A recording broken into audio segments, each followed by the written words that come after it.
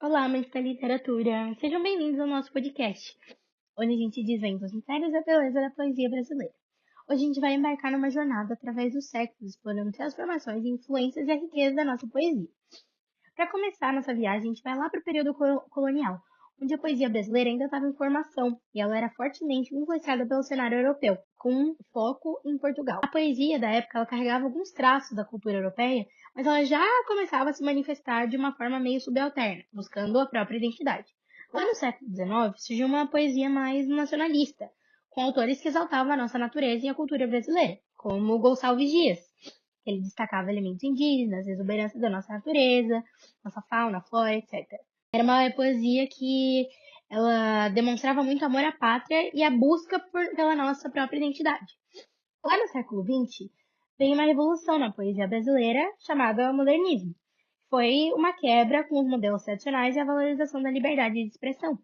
O movimento de 1922 ele foi meio que um divisor de águas com a linguagem coloquial, a temática inovadora e a experimentação formal ganhando um espaço. Mário de Andrade, Carlos Drummond de Andrade são nomes que marcaram bastante essa fase. Eles exploraram a identidade nacional e as questões sociais em suas obras, consolidando o modernismo como um marco da literatura brasileira.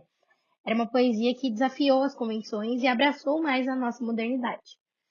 As vanguardas europeias elas influenciaram muito a produção literária brasileira, trazendo experimentarismo, inovação e uma forma nova de expressão, né? As vanguardas elas valorizavam a experimentação, buscando outros tipos de linguagem e quebrando com esses modelos clássicos que a gente já conhecia. Temas como alienação, desigualdade social, resistência ganharam um novo espaço e um novo peso para a nossa poesia. Os movimentos vanguardistas eles refletiam no contexto político meio turbulento do século XX, contestando os valores românticos e acadêmicos. Uma poesia que não só se abriu para o mundo, mas para novas formas de se expressar. A lírica moderna ela trouxe a valorização também da subjetividade, com poetas explorando emoções e experiências pessoais de uma forma introspectiva. Não era tudo tão claro. A gente pode usar de exemplo Fernando Pessoa, que com seus heterônimos é um baita de um exemplo. O questionamento das tradições e convenções morais também se tornou uma característica bem marcante dessa época. Os modernistas, como Mário de Andrade, promoveram uma renovação da linguagem e dos temas, buscando representar a nossa cultura brasileira de uma forma mais autêntica. Uma poesia que ela se aproximou do cotidiano e da nossa realidade. A poesia brasileira ela passou a valorizar muito mais os nossos temas do cotidiano e das questões sociais, como a gente pode usar de exemplo o poema Difícil Ser Funcionário, de João Cabral de Melo Neto, que é o exemplo dessa abordagem, onde expressava as dificuldades enfrentadas pelos trabalhadores. A poesia ela se tornou um instrumento de denúncia e reflexão sobre a situação de um brasileiro. E a ênfase na condição do trabalhador pode ser relacionada ao movimento de lutar pelos direitos sociais e a busca por uma identidade nacional. É uma poesia engajada, que ela buscava retratar a nossa realidade e vivia em constante transformação. Guimarães Rosa também foi inovador com a sua obra que trouxe o sertão brasileiro como um espaço de reflexão sobre a condição humana. Em Grandes Sertões, Rosa aborda o sertão não apenas como espaço físico, mas como uma construção simbólica que reflete os conflitos humanos da cultura brasileira lá do interior. A narrativa dele combina elementos do regionalismo com uma linguagem inventiva, levando palavras e expressões populares a um patamar literário. A obra do Rosa é fundamental para a gente compreender como a narrativa brasileira do século XX veio se desenvolvendo, privilegiando a temática do espaço local ao mesmo tempo que atesta a universalidade das experiências humanas.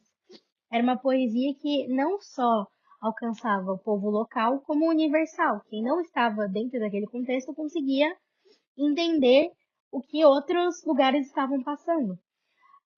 Sobre intertextualidade e multimodalidade, a gente pode dizer que a intertextualidade ela enriquece a leitura de um texto literário, que ela dialoga com outras obras e contextos culturais. A intertextualidade ela consiste na inserção de referências, citações ou alusões a outros textos dentro de uma obra literária. A multimodalidade ela potencializa a intertextualidade, então elas andam juntas, porque elas usam diversos modos de comunicação para criar múltiplas camadas de um significado só. A relação está no fato de que a intertextualidade se manifesta não apenas na linguagem escrita, mas também por meio de recursos multimodais, ampliando as formas de expressão e de interpretação.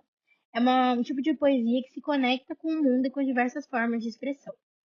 Bom, a gente chegou ao fim dessa jornada pela poesia brasileira. Espero que tenha gostado, se encantado com a nossa diversidade e a beleza da riqueza da nossa literatura. Agradeço a companhia e convido você a explorar ainda mais a poesia brasileira. Até a próxima!